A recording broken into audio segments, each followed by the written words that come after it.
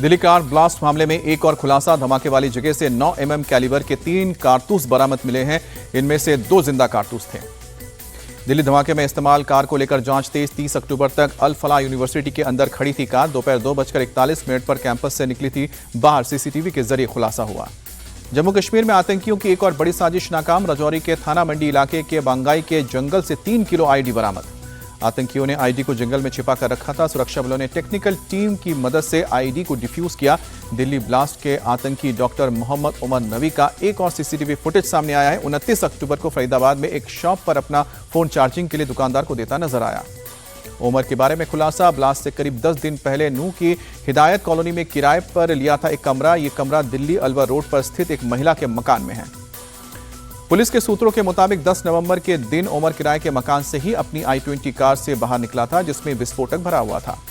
अल फलाह university पर Delhi police का action. धोखाधड़ी और जालसाजी के धाराओं में 2 केस दर्ज हुए। टेरर मॉड्यूल को लेकर लखीमपुर में गुजरात एटीएस की रेड। आतंकी सुहेल के परिवार वालों से पूछताछ। यूपी के सोनभद्र में बड़ा हादसा। पत्थर की खदान धंसी। 15 लोगों के फंसे होने की आशंका। एनडीआरएफ और एसडीआरएफ की टीम मौके पर मौजूद। राहत बचाव का काम जारी। अब तक एक शव बरामद। आरजेडी की हार के बाद लालू परिवार में मचा घमासान। परिवार और पार्टी छोड़ने पर बोली लालू की बेटी रोहिणी आचार्य, पार्टी की हार पर सवाल पूछने पर आपको चप्पल से मारा जाएगा। पटना से दिल्ली रवाना होने से पहले बोली रोहिणी, मेरा कोई परिवार नहीं है। संजय यादव, रमीज और तेजस्वी ने ही मुझे परिवार से निकाला है। रोहिणी ने कहा कि चाणक्य बनने वालों से पूछा जाएगा सवाल, लेकिन उन्हें हार की जिम्मेदारी नहीं लेनी है। सारी दुनिया सवाल कर रही है कि पार्टी का ऐसा हाल क्यों हुआ।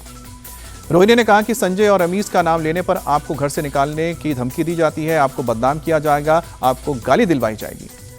रोहिणी के फैसले पर बोले बिहार बीजेपी के चीफ दिलीप जायसवाल, 1-2 लोगों की वजह से लालू परिवार टूट रहा है। बीजेपी नेता रामकृपाल यादव ने लालू यादव के परिवार का मामला इसे बताया। बोले कि एक व्यक्ति की वजह से पूरी पार्टी और पूरा परिवार बर्बाद हो रहा है। सपा के चीफ अखिलेश यादव ने बिहार चुनाव के नतीजों पर सवाल उठाया। कहा कि 202 सीट हमें हजम नहीं हो रही। गुजरात दौरे पर पीएम मोदी। बिहार चुनाव में जीत पर हुआ भव्य स्वागत। गमछा हिलाकर नेता और कार्यकर्ताओं ने किया स्वागत। सूरत एयरपोर्ट पर आयोजित प्रोग्राम में बोले पीएम, बिहार में नया MY समीकरण। महिला और युवाओं ने भविष्य की राजनीति की नींव मजबूत की है। पीएम मोदी बोले सूरत में रहने वाले बिहारी भाइयों से नहीं मिलता तो गुजरात की यात्रा अधूरी रहती। सूरत में प्रधानमंत्री का कांग्रेस पर बड़ा हमला। कहा कि कांग्रेस अब मुस्लिम लीग माओवादी कांग्रेस बनी है। मुझे कांग्रेस के एक और विभाजन की आशंका है। बिहार में सरकार गठन को लेकर हलचल तेज हुई। दिल्ली में अमित शाह से मिले जेडीयू नेता संजय झा। करीब आधे घंटे तक चली मुलाकात। जेपी नड्डा और ललन सिंह की भी शाह के साथ मीटिंग हुई है। 22 नवंबर से पहले बिहार में होगा शपथ ग्रहण। गृह मंत्री अमित शाह से मिले बिहार चुनाव प्रभारी धर्मेंद्र प्रधान और विनोद तावड़े। सरकार गठन की रूपरेखा पर अहम चर्चा भी हुई। चिराग पासवान ने फिर से नीतीश को सीएम बनाने की पैरवी की। बोले कि नीतीश कुमार को ही फिर से सीएम बनाना चाहिए। शिवसेना यूबीटी सांसद प्रियंका चतुर्वेदी ने बिहार विधानसभा चुनाव के नतीजे पर कहा कि कांग्रेस और आरजेडी को आकलन करने की जरूरत है कि उनके कैंपेन में क्या कमियां रही हैं। बिहार चुनाव में कुछ टीएमसी नेताओं के वोट चोरी के आरोप पर बोले सुकांत मजूमदार, टीएमसी 2026 के चुनाव के बाद भी यही बात कहेगी क्योंकि वो हार जाएगी। टीएमसी नेता कुणाल घोष का दावा, बंगाल में फिर टीएमसी जीतेगी, फिर मोदी ये बात समझ जाएंगे। पूर्व केंद्रीय मंत्री आरके सिंह के खिलाफ बीजेपी का एक्शन। पार्टी विरोधी गतिविधियों की वजह से 6 साल के लिए suspend. National conference chief Farooq Abdullah ने पाकिस्तान से बेहतर रिश्ते बनाने की वकालत की। कहा कि ऑपरेशन सिंदूर से कुछ नहीं मिला। दिल्ली में राहुल गांधी और केंद्रीय नेतृत्व से मिले कर्नाटक के सीएम। सूत्रों के मुताबिक कर्नाटक कैबिनेट के विस्तार को मंजूरी मिली है। बागेश्वर धाम के पीठाधीश्वर धीरेन्द्र कृष्ण शास्त्री की 10 दिवसीय सनातन हिंदू यात्रा का आज होगा समापन।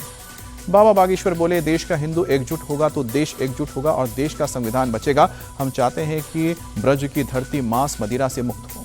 गुजरात में बिरसा मुंडा की 150वीं जयंती आयोजित की गई है। पीएम मोदी ने 9,700 करोड़ के कई विकास परियोजनाओं का उद्घाटन और शिलान्यास किया है। सीआईडी के सामने पेश हुए actor Rana Daggubati. Online betting app के प्रमोशन केस में पूछताछ हुई है। नागपुर एयरपोर्ट का काम जल्द शुरू होगा। सीएम फडणवीस बोले सारी अड़चनें दूर हुई। एमपी के उज्जैन में वक्फ बोर्ड के चेयरमैन सनवर पटेल और डायरेक्टर फैजान खान को सिर कलम करने की धमकी। दोनों ने आरएसएस के पथ संचालन का स्वागत किया था। जम्मू कश्मीर के बडगाम में दर्दनाक सड़क हादसा। डंपर और टाटा सुमो की भीषण टक्कर में 4 लोगों की मौत, कई घायल।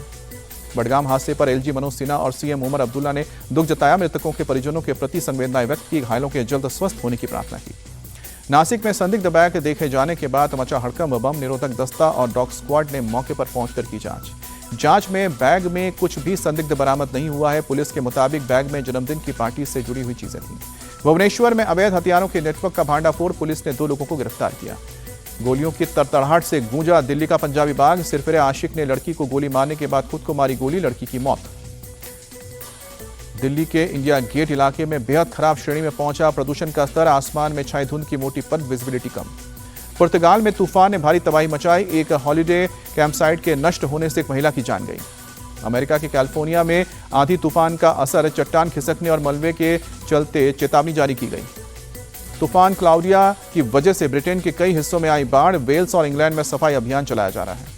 अर्जेंटीना के ब्यूनस आयर्स में आग का तांडव। बाहरी इलाके में एक इंडस्ट्रियल पार्क में लगी भीषण आग।